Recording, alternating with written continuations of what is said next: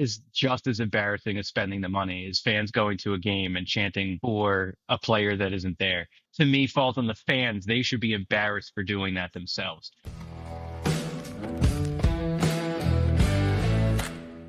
Hey, everybody. Welcome back to Tough Loss Bro, a podcast about sports, where we would discuss sports, but also the human element side of the game.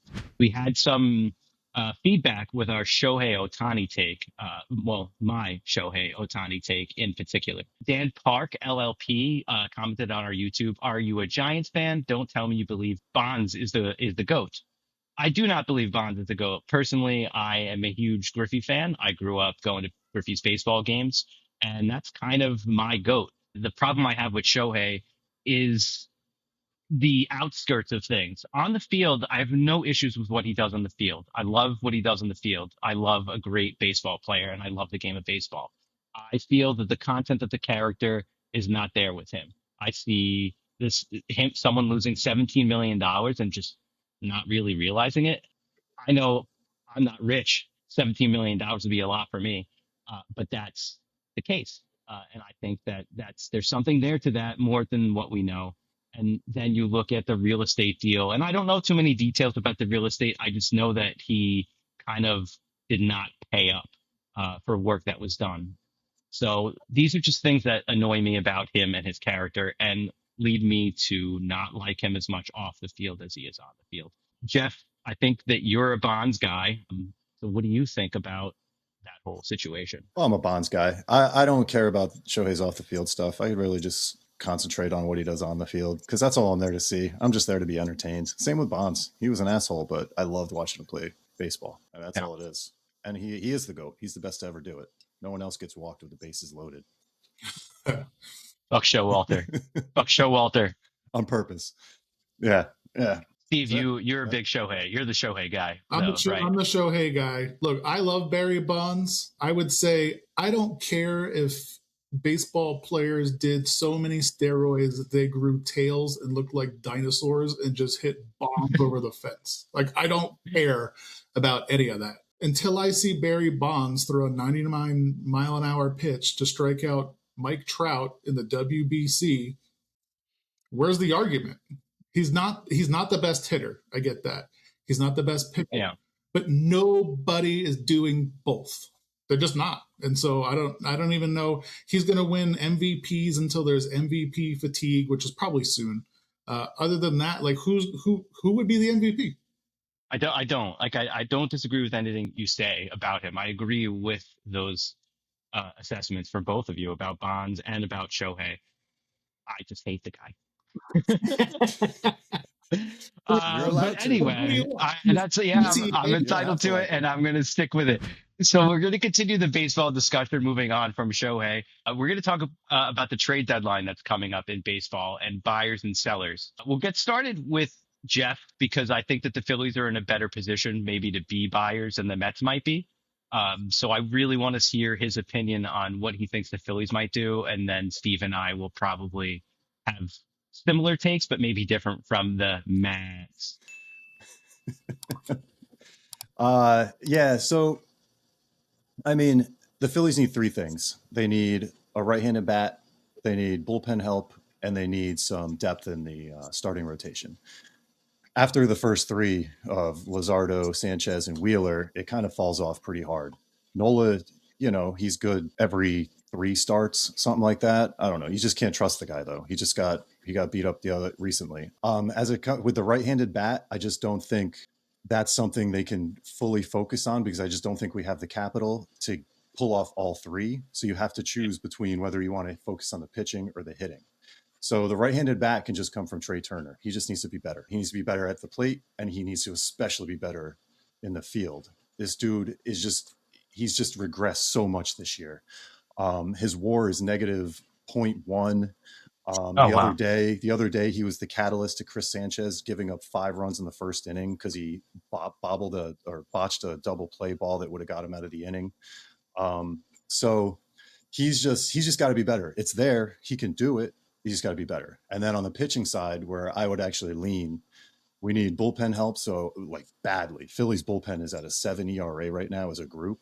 They have John Duran, with like a 2 ERA. He's pitching great. He has one blown save this year. After that, it's a steep fall. The Phillies bullpen has been like a 7 ERA team for like 7-8 years now.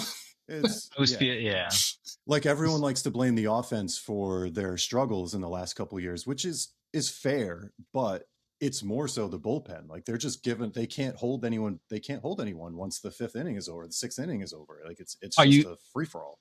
Are you looking more for like you think they need? Is it a righty specialist, a lefty specialist kind of help? Yeah, so I'm looking at Aroldis Chapman in Boston. He can be a setup guy for John Duran. That would be wild. I originally wanted to package Ranger Suarez and Aroldis Chapman. I can't even say his name now.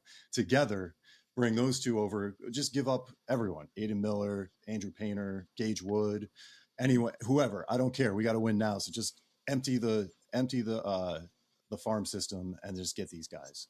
But I do agree with the win now. I think that their window is small at this point with the guys that they brought back and the team that they're putting out there. I do want Steve to get some time with the Mets here, get his opinion as to what we both agree that the Mets are going to be sellers. I think all three of us would agree, actually, the Mets are going to be sellers. I just would love to hear. Yeah, before he jumps in there, I had a quick question to add on to that for Steve, actually, or for either one of you as Mets fans. Is it possible to be a buyer and a seller? For example, Scooble's out there, and the Mets are, richest team in baseball. They might go out there and try to get him. So they could give up everyone and you could throw in Lindor, throw in like some of those other guys that are actually starters right now and bring him in. So they're kind of selling on the season, but buying on the future. Anyway, go ahead. I've seen them do that in past years when they had stupid GMs, kind of like they have now. So yeah, that may very well happen. I don't agree with that. I think I'm somebody like you're either at the bottom or you're at the top. So just make the commitment. For me, for the trade deadline, I wouldn't have said this a year ago. Lindor got to go. That's a big take. I wouldn't agree with that, actually. I think that it's a bold take for sure. Lindor, I think, as we discussed in a previous episode, it just was castrated by the Mets with the leadership thing. Yeah. I do think you can be buyers and sellers, and I've seen it happen with the Mets, as Steve said. It's just doesn't work. The difficulty, it doesn't work because you're misleading the fan base in a sense, and you're almost misleading the team because you're saying, like, yes, we can win. Maybe we can get back into it this year, so we'll try a little bit, but we're going to trade these parts because they're not necessary. Right. But it's just a tease to me.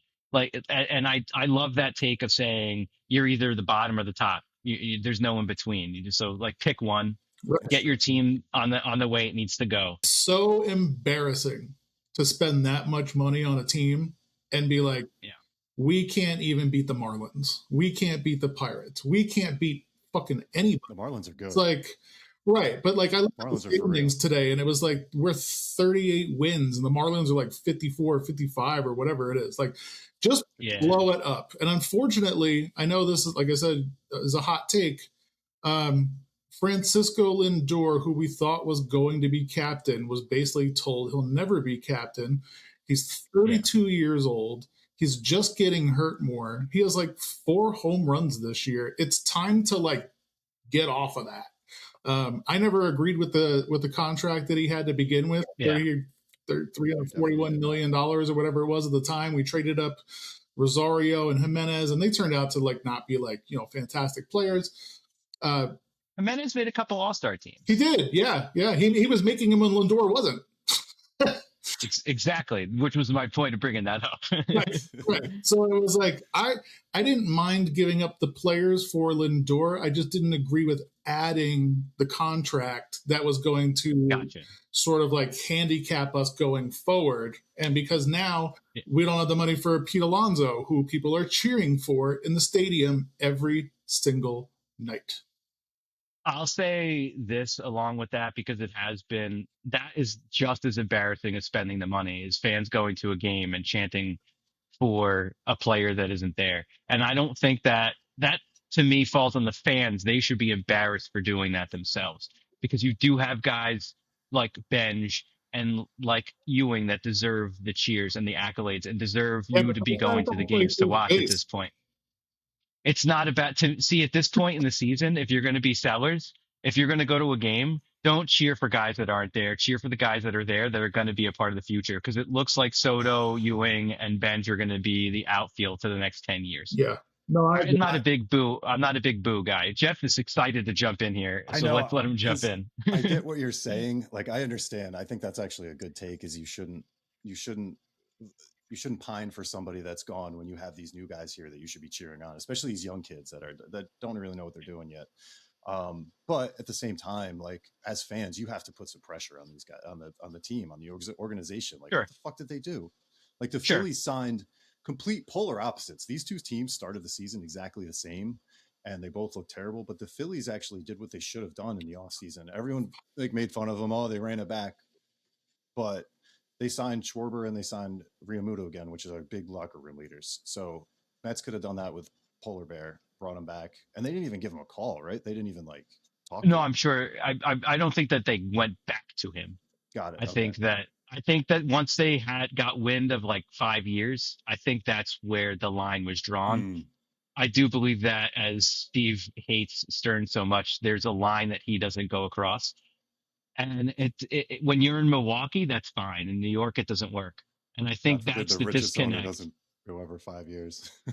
I just think that's the disconnect really with Stearns and the fan base at this point with Yeah. He's getting supposed to back to be a kind of Mets fan. discussing the trade deadline. He's supposed It's to be a it's Mets fan. How does he not understand that you I had the best player, like stat wise? Like we're talking about, like Jim Thome, Ryan Howard, 500 home runs, and he just was like, "Nah, I'm good." Yeah. I don't disagree with any of that. I'm just not gonna get upset about a guy that's not here anymore because That's there's nothing we could Wild. do about it.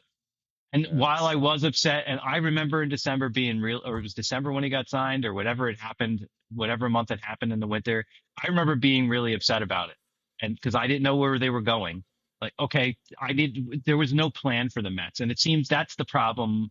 Even coming with the trade deadline, and even last year's trade deadline, nothing worked out for the trade deadline last year for the Mets, and that was frustrating. And it just kind of continued. So the teams that Stearns has tried to build on his own at this point, which really, I would say, started at last year's trade deadline. Yes, he did fringe work in the off seasons to build the teams, but the core was never his. The only guy he signed to a long-term contract is you got Holmes and Soto. Those are the two biggest contracts he's signed. That's the It's problem. the fringe guys and the fringe work. It's his ego. He didn't want the people that Sandy Alderson brought in, and so he had no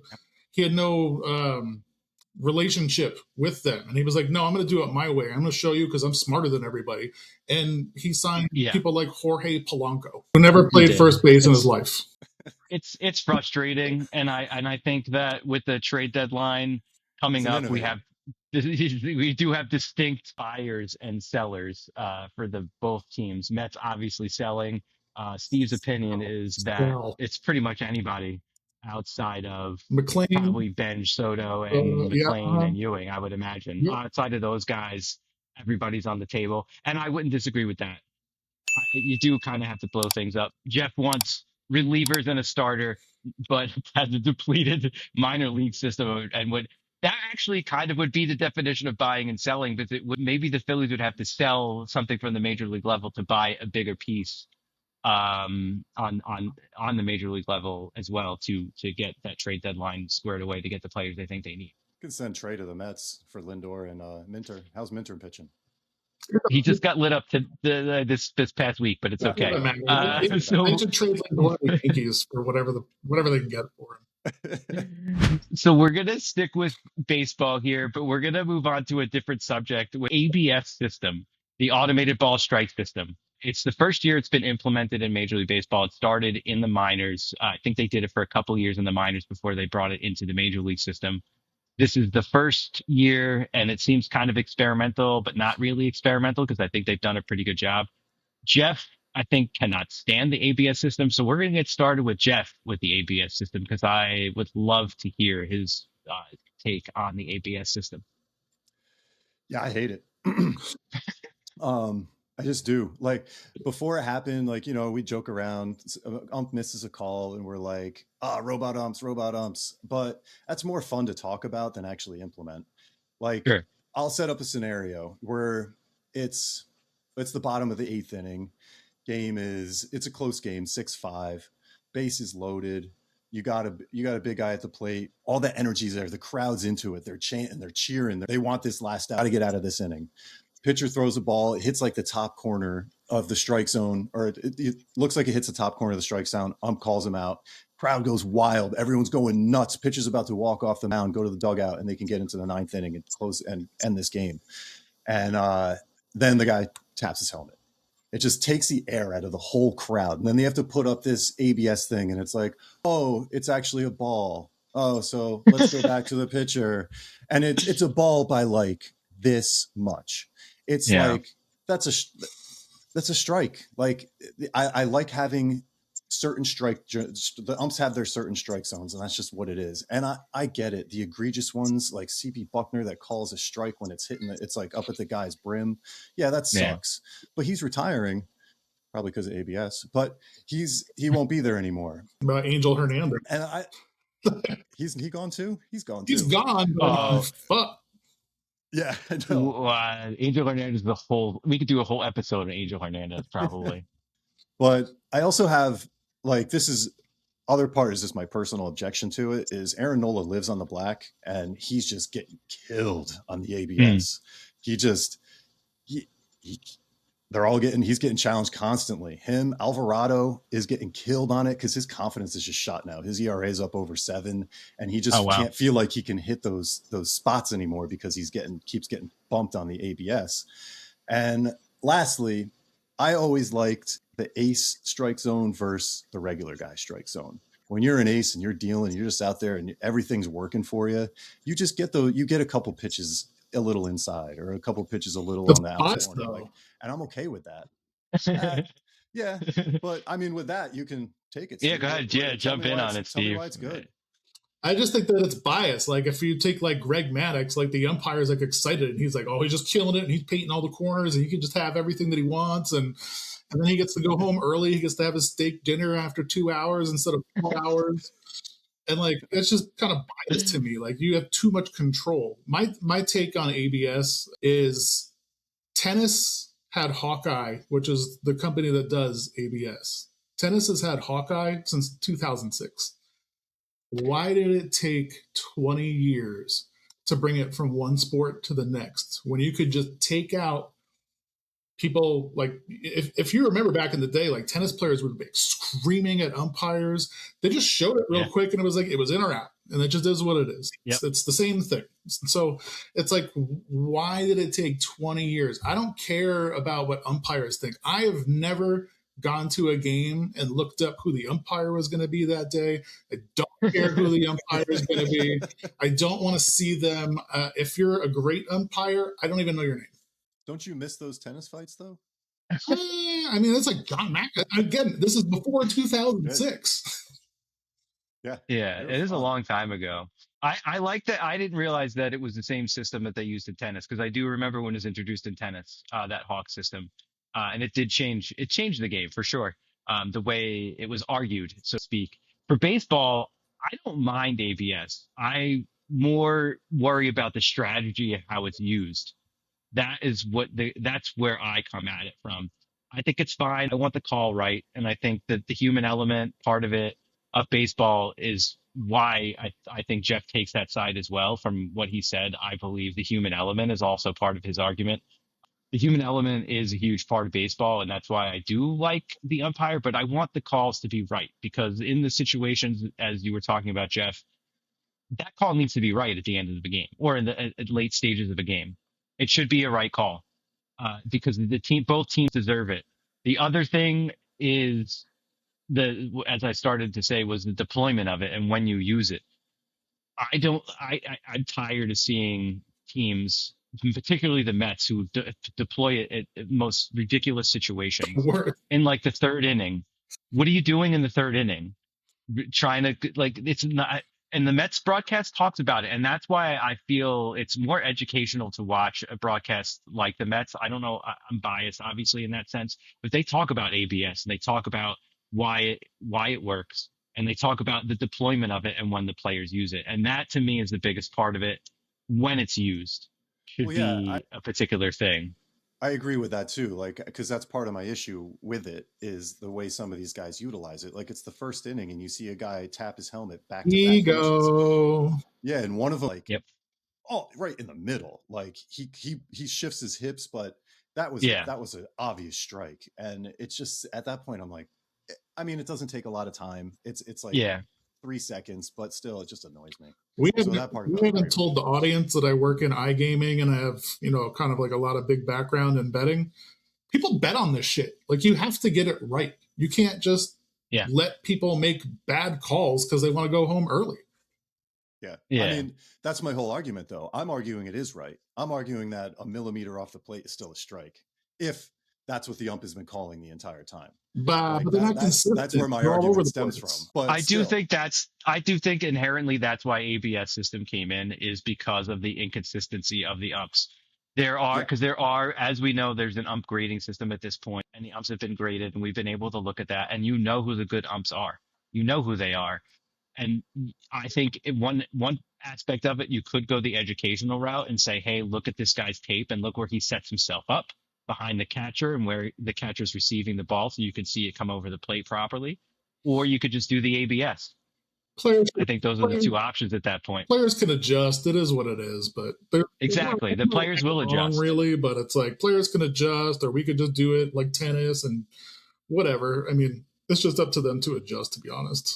It is. I think it'll be funny because I think we're just going to kind of move along. But now we're going to talk about the All-Star Game. I do think it's funny, like, to see if it would be deployed in like an All-Star Game. If a batter just is like, come on, in an All-Star Game. I don't think it should be in the All-Star Game, but if it is, it'd be hilarious to me. But we did start kind of discussing a little bit in episode 1 about changes we'd like to see in Major League Baseball, and I think talking about the All-Star Games is today will be kind of a good conversation to have as far as helping grow the game and what the voting is and if the voting system is broken.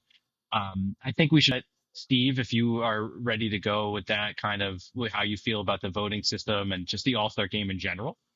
Let's go ahead and start right there. I don't care about it. Okay. I don't care. It's the only decent All-Star Game because I think about, like, the NFL is okay. The NFL is obviously a joke. I've been to Pro Bowls. I went to the first one where it became flag football and they didn't even tell anybody. I just don't care about the All-Star Game anymore. MLB is okay.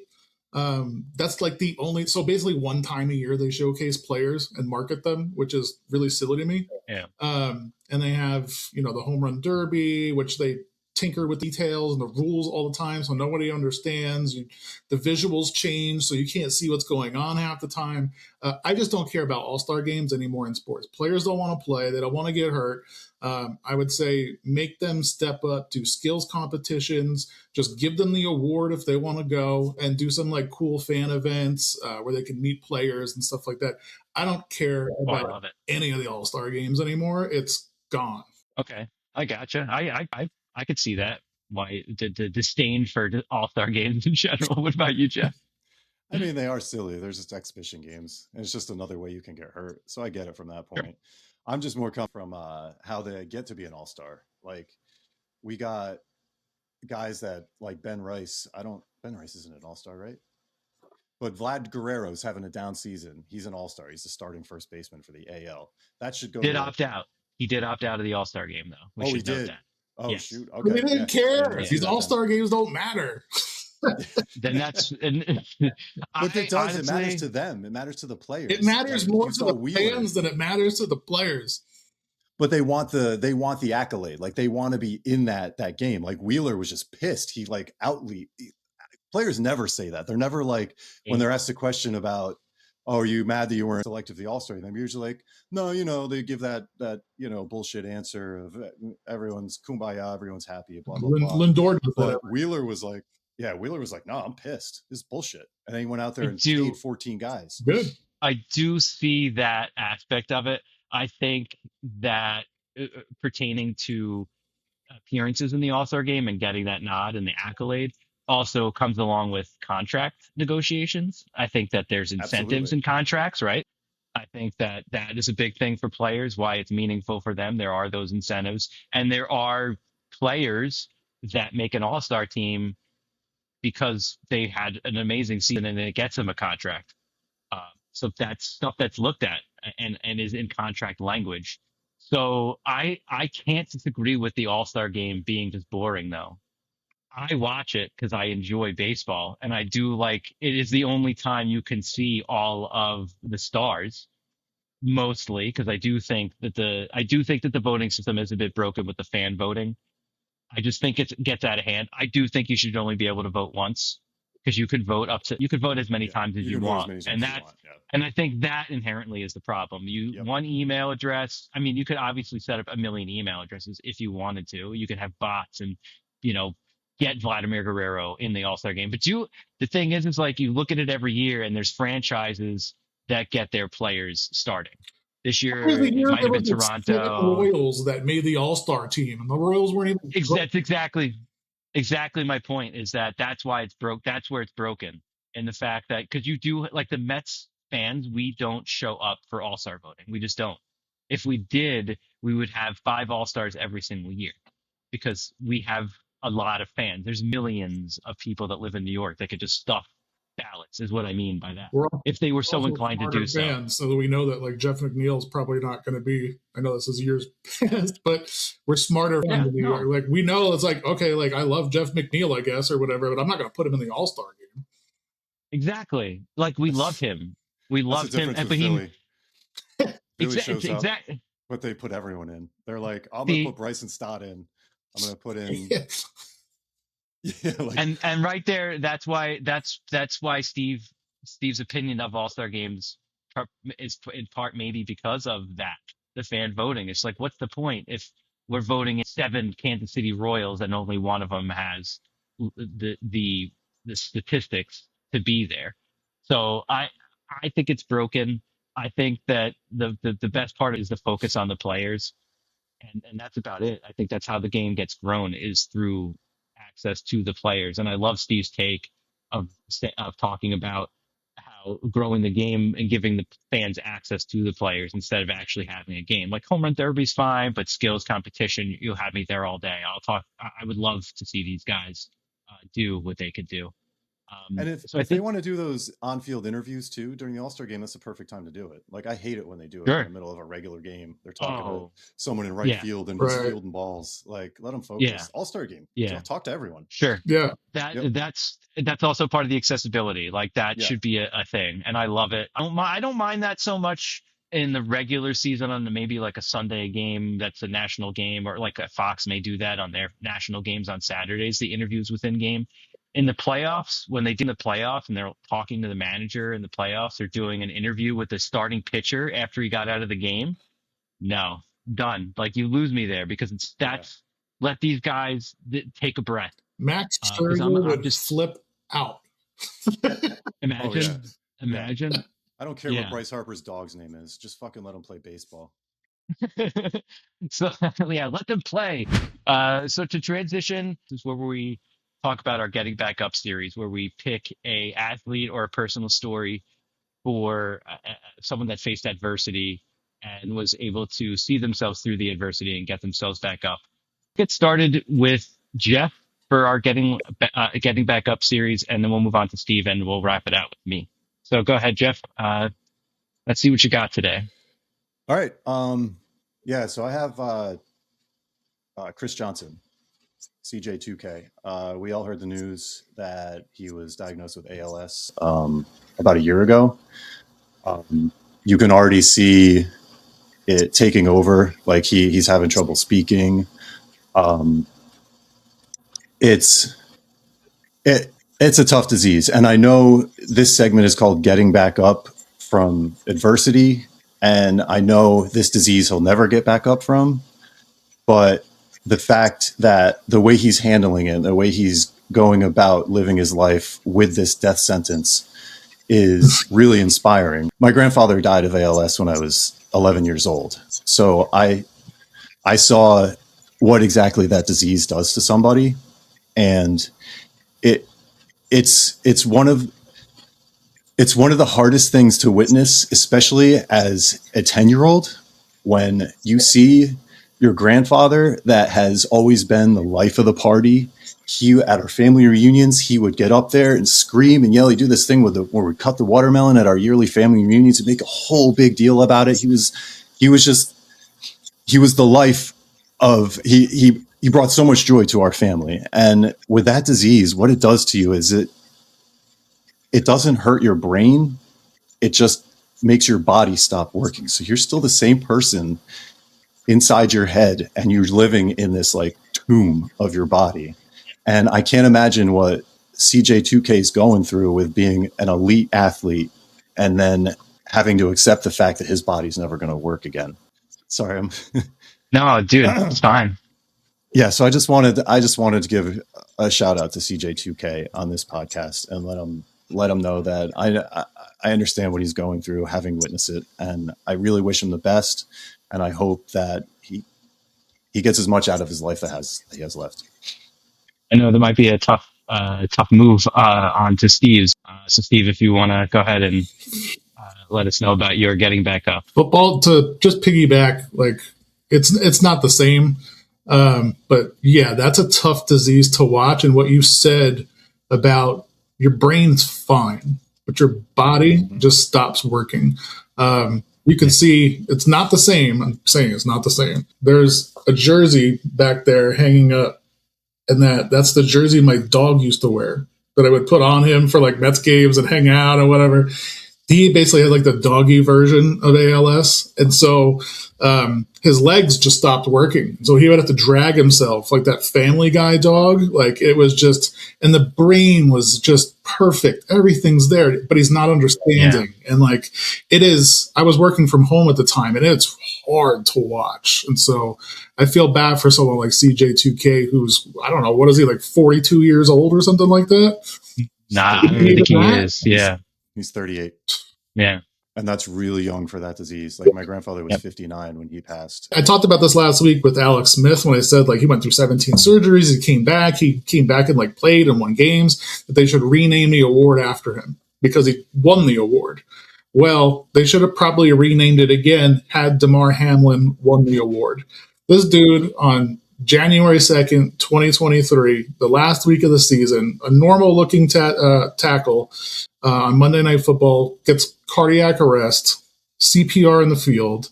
The game gets suspended. And like that's two teams that are going to the playoffs. It has things that matter to the way that the rest of that season will happen. And he died on the field. He died on the field, and he was saved by paramedics who came in and were able to help him immediately. The next year, he played in 5 games. He had 2 solo tackles. That's obviously nothing. They ended up giving a comeback player of the year to Joe Flacco, who also played 5 games. But he went 4-1 for the Browns and helped them make the playoffs. So I understand there's some differences there. But Joe Flacco was sitting on his couch. Damar Hamlin died on the field. And the reason, my opinion, I don't know if this was right, but my opinion is that the Bills coach, Sean McDermott, kept him on the field or on the team, on the roster the next year because he was, I want to say, at 3 years. And so if he stayed an extra year on a roster, then he gets like lifetime pension and healthcare and stuff like that. And so they just did the right thing by him, knowing that he wasn't going to do shit for them. And he played in 5 games and had 2 tackles. But they did the right thing, which is very rare, and they kept him. And so I don't know how you get back up from that. He obviously did. But, I mean, dude died on the field. What do you want?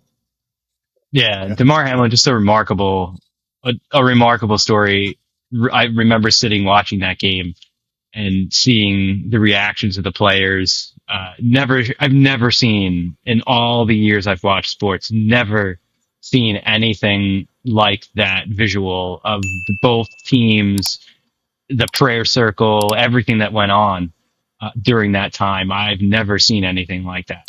There was one guy, like maybe in the early 90s, you should know this, Jeff, who got paralyzed. I can't remember his name. It was probably like Bird was his last name. Dennis Bird from the Jets? Right. Yeah, he landed on his head. Right. Yeah. And then you have his was a tackle. It was a tackle. No, that's right. They went in together like that. Yeah. That's right. His was a tackle. I remember. The quarterback stepped forward and they hit each other. Yeah, that was Dennis Bird. He's walking again though. He literally got back up. And then the guy that's from the Steelers. What's his name? Shazier?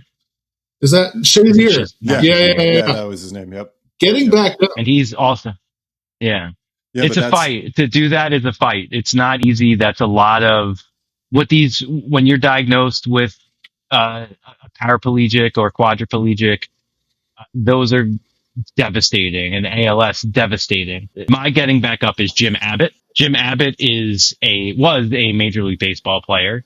He is an author and a motivational speaker. The difference between Jim Abbott and every other Major League pitcher and every other Major Leaguer for that matter is he was born without a right hand. So what's great about him, when he was a child, he decided, I'm not going to be different than anybody else. I'm going to play sports and I'm going to be involved. And what he did was he found a way to persevere through all that. Ended up getting a scholarship to school, gets into the major leagues, has a 10-year career in the major leagues, finishes one season with 18 wins where he finished top 3 in the Cy Young, and his WAR was 7.6, which is remarkable for anybody, let alone someone that was pitching, having to transition and play the field well. Had his special glove made for himself and found a way to develop a motion for himself that worked so he can transition the ball to his hand if he had to field the ball and get the ball out of his hand. And just, he really did not want to let his, I don't want to say disability because he made it an ability. He turned his disability into an ability. He didn't use it as an excuse, rather. He didn't use it as an excuse. And it all culminated in 1993 when he pitched a no-hitter for the Yankees against the Indians in September of 93. I think it was like September 4th of 93. And the reason I chose him is because I could tell you exactly where I was when that no-hitter took place. And it was before social media and before cell phones and everything. So it was word of mouth that I heard about it from someone maybe listening to it on the radio or whatever, but I was in a mall and it got around the mall that Jim Abbott had thrown a no-hitter. So that was a very big story for me at 13 years old, almost 13 years old. And Jim Abbott is my getting back up, just to persevere, to be born with a disability and not allow it to become a disability and making it an ability and turning into just an elite pitcher. To make 86 wins in the major leagues is no joke. And he had 86 wins. He lost more than he won, but 86 wins, finishing top 3 in the Cy Young. Yeah. Just remarkable, just a remarkable athlete and a guy that I think that people forget about. I don't think he's an athlete that people often think about when it comes to baseball or any sport, really. These older athletes get forgotten about and thrown in the wayside, and that's kind of another reason why I wanted to bring him up. Well, those Yankees teams suck, so that's not his fault that he only had 86 wins. Those, like, in our lifetime, those, like, the early 90s Yankees teams, those are the only ones that really sucked.